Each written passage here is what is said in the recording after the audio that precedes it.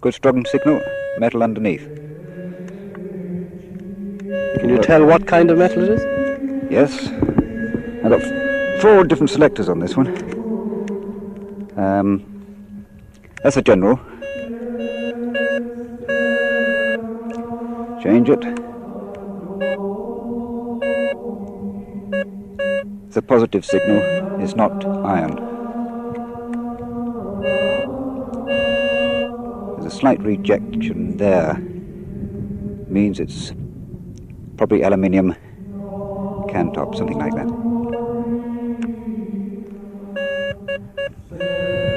There's a good signal. I changed that down to...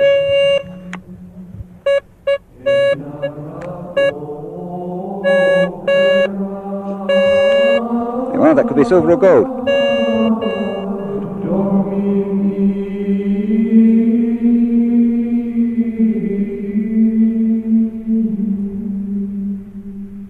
The lure of gold has urged men since the world was inhabited. It is the only metal that does not tarnish with time. Early history glows with its significance.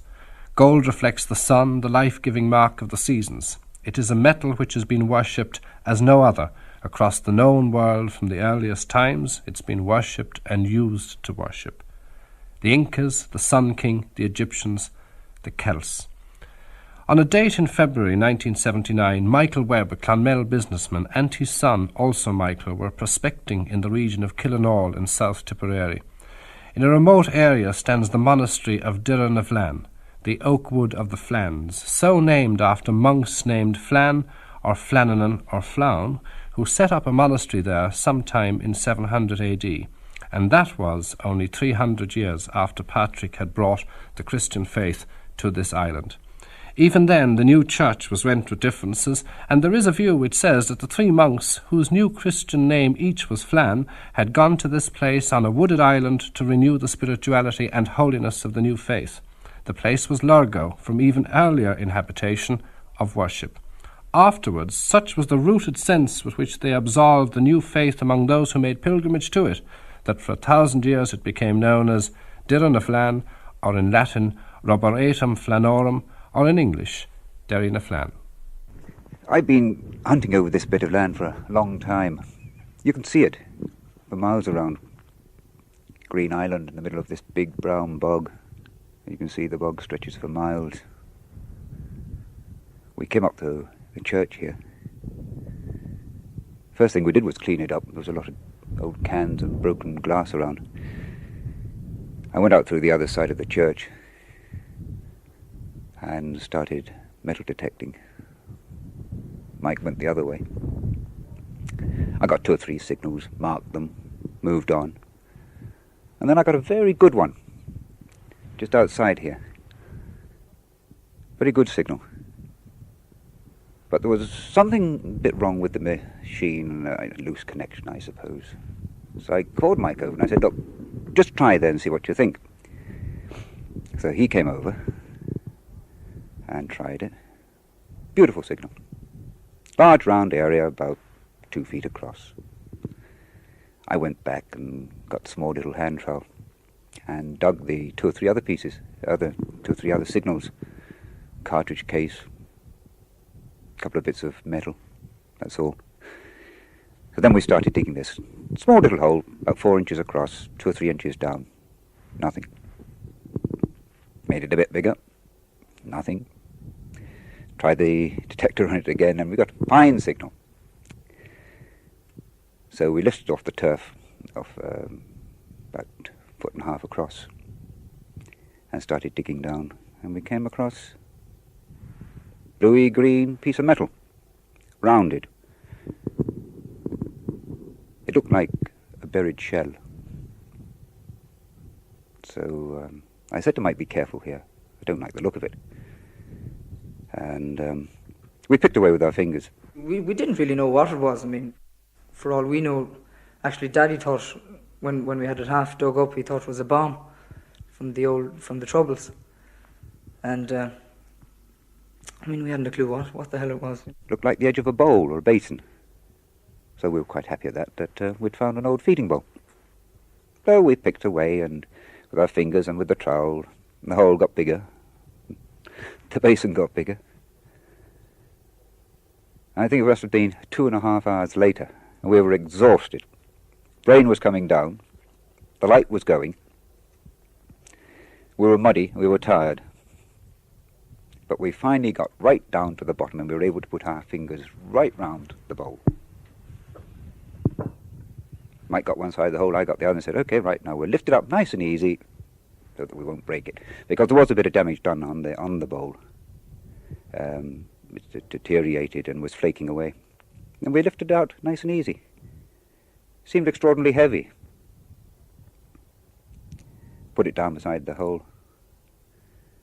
And Mike picked something up and said, "Hey, look, Dad, look at this." And it looked like a bit of coloured glass. I was looking down in the hole, and I saw what I thought was a lot of old kitchen utensils.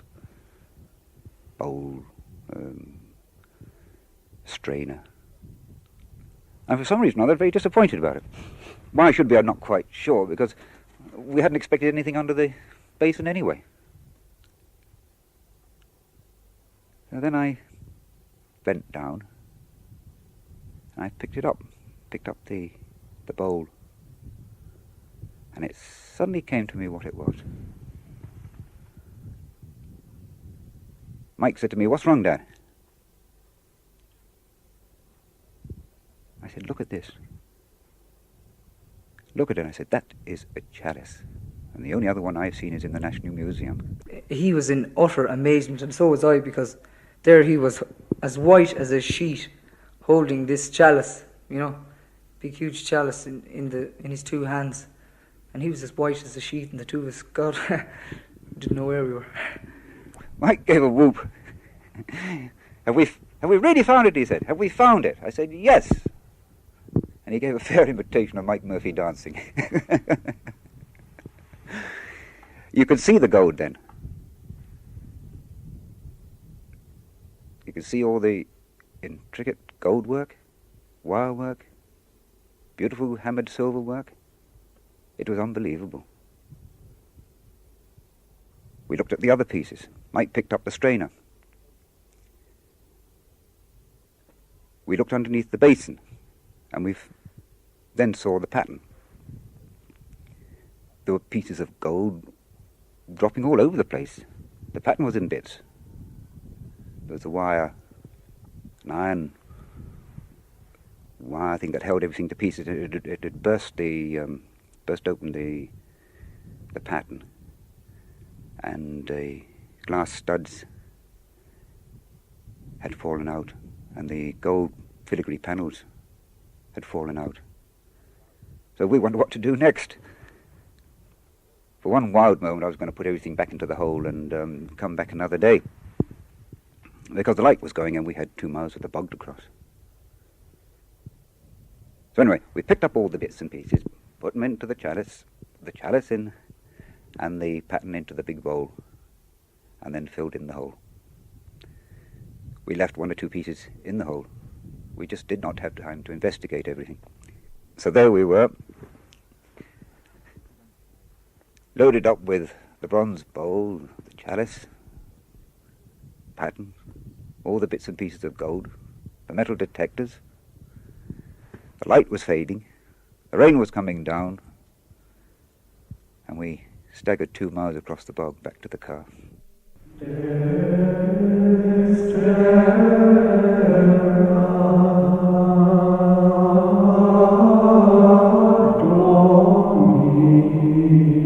It ranks in importance with the Ada chalice and the Tara brooch and the crozier of the Abbess of Clonmacnoise. It is one of the major finds of the early Christian period in Ireland.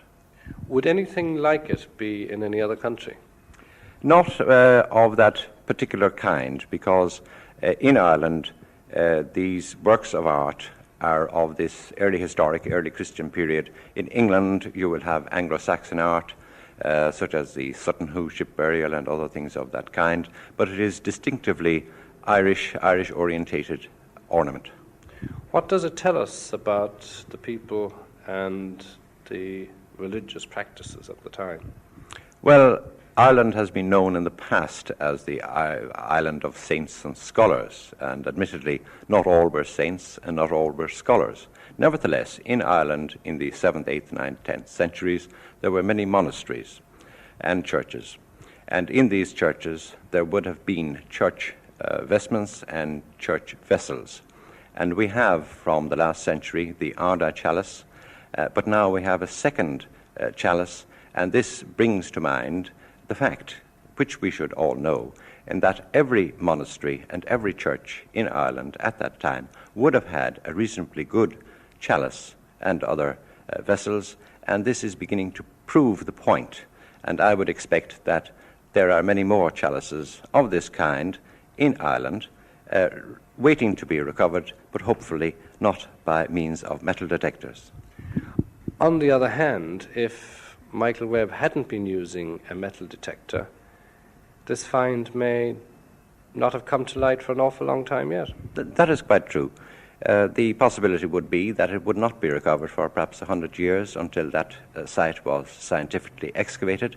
On the other hand, we feel that that particular find, which was covered by a bronze basin and was away from the acids of the soil, would have remained and would have been preserved and would have awaited recovery in a systematic excavation.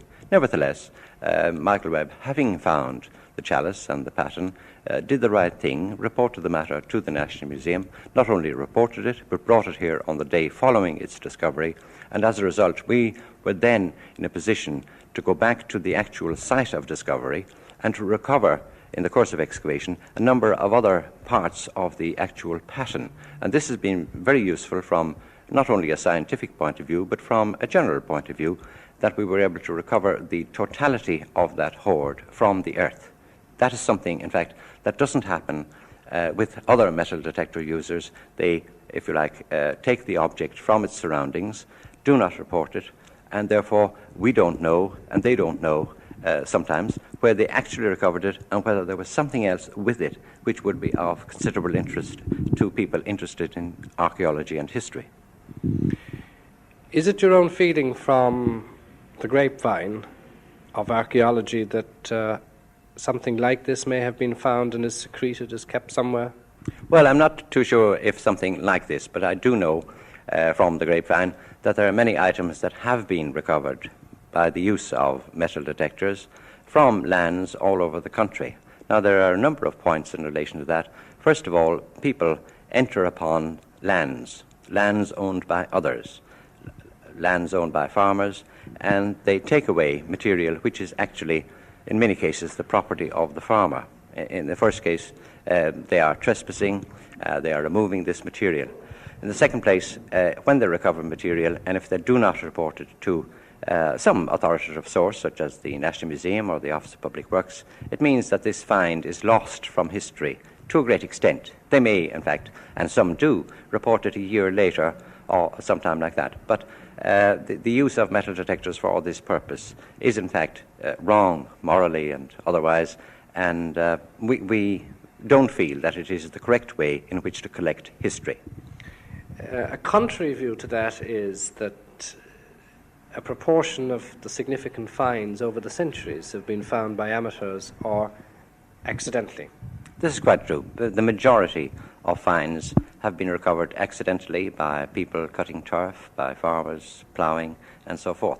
And I think that that is, if you like, a nice and accidental way to recover material. And in general, the farmers and turf workers and others who have found these things, they have reported to the local Garda, or they have reported to the museum, and we have gone to them and examined the find with them.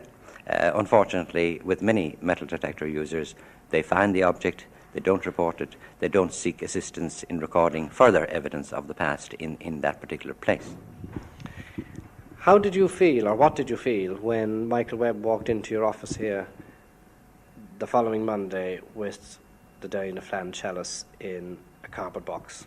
Well, he walked in, and things in cardboard boxes, as it were, sometimes are important things, and when the chalice was revealed and the pattern that went with it and the strainer, I felt, yes, these are objects that have found their new resting place. And I was indeed appreciative of his action in bringing them to us, and I think I did at the time present him with a copy of our Treasures of Early Irish Art as a gesture of goodwill and to show our appreciation of what he had done. I was indeed very glad. Naturally, I was not, if you like, excited, because with objects of this kind all around us, as it were, over the years, one becomes, as it were, anesthetized to this kind of material. Nevertheless, I thought it was a very good thing and a very proper thing for him to do. Do you feel he has been adequately compensated? I think so. We must take into regard the fact that the using of metal detectors is not quite the right thing to do. All right, Michael Webb used a metal detector, recovered the material, brought it to the proper authorities here at the National Museum, but we must have recourse to, as it were, the law of the land. And we have the National Monuments Act of 1930 and 1954, and it says that it shall not be lawful for any person without or otherwise than in accordance with, as they say, a license issued by the Commissioners of Public Works to dig or excavate in or under any land. Now, if one is using a metal detector, one is actually probing in or under land, and in that case, one is acting contrary to the law. So therefore, I must say that the use of metal detectors, even by Michael Webb, cannot really meet with our approval. Brendan O'Riordan, Director of the National Museum. The question of compensation is a thorny one, given that the state has certain rights in the matter of what is regarded as treasure trove, and given that in most cases finders are happy to have an object of beauty repose in the National Museum, and that they are given some amount in recognition. But how to define that amount? On the open market of international dealing, such a rarefied find as the Derry-na-Flan hoard would fetch as much as someone is prepared to pay for it. That could be £1 million, it could be more. But given again that in this case it would be illegal for whoever is adjudged owner to export the chalice and the hoard without a licence issued by the relevant government minister. I say adjudged owner, for there is now a definite conflict of views between the National Museum and Michael Webb as to the legal ownership of the Derry-na-Flan hoard. Do you feel you've been adequately compensated for the find? That has not been discussed yet. It's still in the hands of the museum. What is your attitude to the chalice and possible compensation? Well, we are claiming the goods as ours as of the moment. The museum hasn't claimed it. When they claim it, or when they make a claim to it, we can then discuss compensation. In 1932, Patrick Nolan, then a youngster of 15, living on the family farm on the rocky wastes of the Burling County Clare, found a collar of gold. A collar of gold, in fact, right out of Malachy and out of mythology. A fortnight ago, he recreated for me that experience. It was the month of May, and I happened to be walking over the path. It was a path where the collar of gold was hid. And I had travelled that path umpteen times before that. It was on your land? Yes. But this day, I just saw a small ribbon, a small corner of the collar sticking out from the rock. A tiny bit. And I just wondered, what was it? And I crept down, and I could barely catch the collar with 2 fingers. And a gentle pulling, I got to lever out the collar from the crevice of rock. And whoever hid the collar there, he had to double the collar, he had to fold the collar to get it to fit into the crevice of the rock. Because if he put the collar in whole, it wouldn't fit. He had to double it over and push it under the rock. And I opened back the collar to what you see today. And it was as bright and as shiny when I took it out from under that rock as it is in the museum today.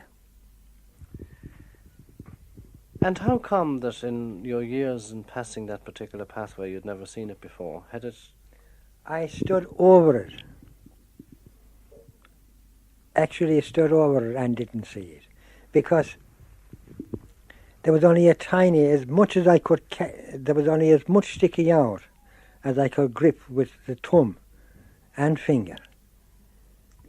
And when the archaeologists came to look at this place here where it was, how did they decide that it was there for so many thousand years? Is that where it was originally left as part of a burial mound? There was no sign of a burial mound. How it came there, they decided it was anybody's guess. It could be put there by the wearer coming or going from battle. But evidently whoever hid it there didn't think much of the value of the colour, because he doubled it and pushed it in.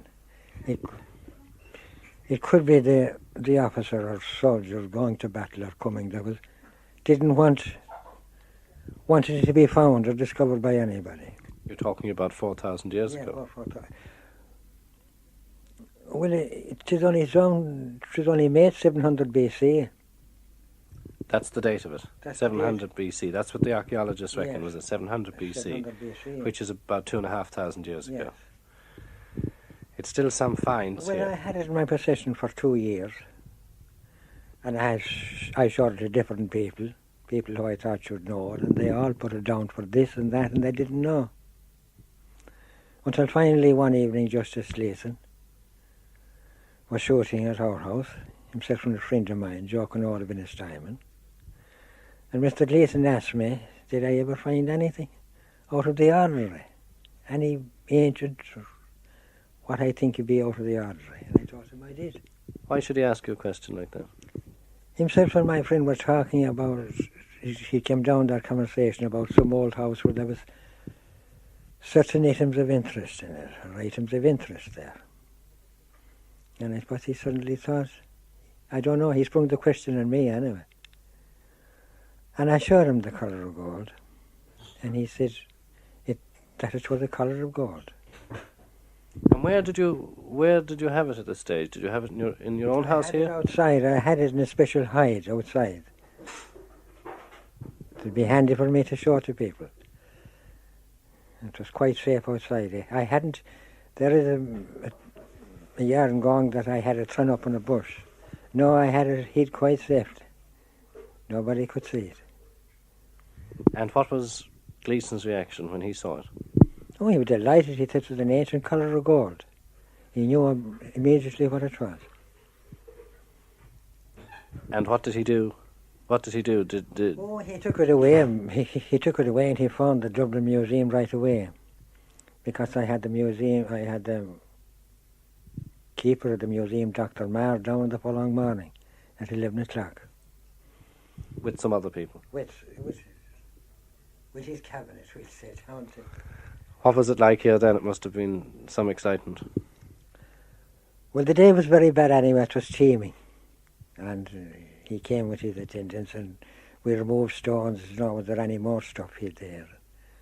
He came to the conclusion that it was a barren place. There could be nothing more hid, or in any way. And what financial compensation did you get for being the finder?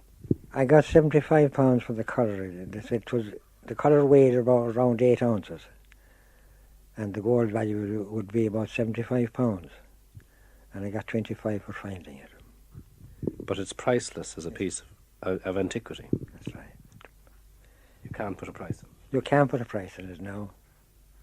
And what feelings do you have now, nearly 50 years later? What feelings do you have about it, and knowing it's in the museum and people come to see it? Well, that I've been badly treated for such a valuable find. That I'm not recognised in any way for finding it. That I'm badly treated for finding it. Because I could not buy it for gold value. And in what way would you like to be more compensated? Well, I'd like to have my name in the colour of gold, the colour of gold in the museum, because friends of mine go to see it. They see the colour of gold. They know what was found. They know me, and still my name is not in it. Well, ever since I came here and married him, people come all during the summer months to know where the colour of gold was found and to meet the man who found it. So I have many friends from all over the world who write to me every year at Christmas time, and some throughout the year, and they just come and go and come in and see the old-fashioned house as was built in the old days and hasn't changed. And the open fire that we're standing And the open fire, and they want to see that, and the thatched roof. They want to meet him, and some of them want him to sign his autograph for them. And he take them to the place where he found it. And one man from America sent him a replica of the colour in a spoon at Christmas time. That is an important find from the late Bronze Age, one indeed of many from the Shannon region. And if you look about the museum here, you will see quite a number of gold items from the lower Shannon basin. Gold, of course, has its own romantic ring about it. And in talking about Irish gold, we must remember that the earliest Irish gold used in the early Bronze Age, or Bronze Age, about 1800 BC, some of that would have come from the Wicklow Hills. Indeed, the last great gold rush in Wicklow was, 1796 or thereabouts, and the last great nugget, I think 22 ounces, of which we have a copy here. The original, unfortunately, thought to have been made into a snuff box for an English king. But the early gold was certainly Irish. Now, the later gold is thought to have come from Central Europe, and some of this Shannon gold might well be from Central Europe. That's the result of an analysis carried out in Germany, but nevertheless wrought and made in Ireland, Jainthin Éireann, as one might say. The significance of the Derry-na-Flan chalice and paten has been such, extracted, as it were, not only from the Irish civilization, but from the golden age of Western European civilization, that the scholars and experts of the international art fraternity have shown a keen interest in it. The chalice is now in the British Museum to be conserved and restored, a process that may take upwards of a year. Before its arrival there, the keeper of such antiquities discussed their pleasure in being allowed to work on the Irish treasure. I was also pleased to see that it had not been seriously distorted. And this is because, of course, it wasn't actually buried in a lot of soil and hadn't been trodden on, and indeed has been rescued very quickly. We are, in the museum, of course, quite used to having to deal with precious metal objects which have been trampled upon by oxen or by careless workers, and we can, if need be, bring these back to shape. But I was relieved to find that we wouldn't have to do anything very drastic in reshaping the object. There's a certain amount of corrosion around the surface, some of which has come from the cauldron which covered it. This we will be able to remove without much difficulty. There is a certain amount of interesting material sticking to it, and there will be a certain amount of fixing loose material, and there may be a little bit of putting in missing sections to produce the correct aesthetic effect. But the chalice as such is largely complete. It's the other objects that may need a little bit more imagination to put them into a presentable form, the pattern particularly. Hannah Lane, Chief Conservation Officer, Metal Section of the museum, had previously restored two other jewelled glories of that period, the Ardagh chalice and the Tara brooch. It will be very different in that both the objects you've mentioned came to us having been previously cleaned. The Ardagh chalice was cleaned by a jeweller, I think, when it was first found and been completely taken apart. I don't know about the Tara brooch, but it had been cleaned. And therefore the main work was on the scientific examination of how it was made and its technology. The actual conservation was just removing less than a century of tarnish, dirt and grease from handling, which, though painstaking, was relatively simple. whereas these objects will be completely new from the ground and will have all their, not only just dirt from the ground, but all their corrosion, etc., and will be revealing things that perhaps nobody has seen before. So whereas the others were a secondary thing, that it was doing it for the second time, these will be completely new. So it'll be more exciting and of course much more time consuming. It's a very beautiful object both to look at, the effect will be very beautiful when it's finished, but also it is very dirty and therefore will come up and you'll be really able to see what work you have done. There will be something to show for it, and certainly the conservation staff are very much looking forward to seeing it and working on it. It is often said, without being either mystical or nonsensical about it, well, perhaps being a bit mystical, that the discovery of sacred objects like the chalice, or objects similar that have been used in such consecrated worship, that their re-emergence carries some thrust of responsibility. In the case of the Derry na Flan chalice, the view has been put that the way in which it was used, passed out among the early Christians to be drunk from, held with the two handles among the worshippers, that early rite could be restored again in a church of all the faithfuls, reunited from the schism and differences which ravaged belief in the 1,000 years after the chalice was made.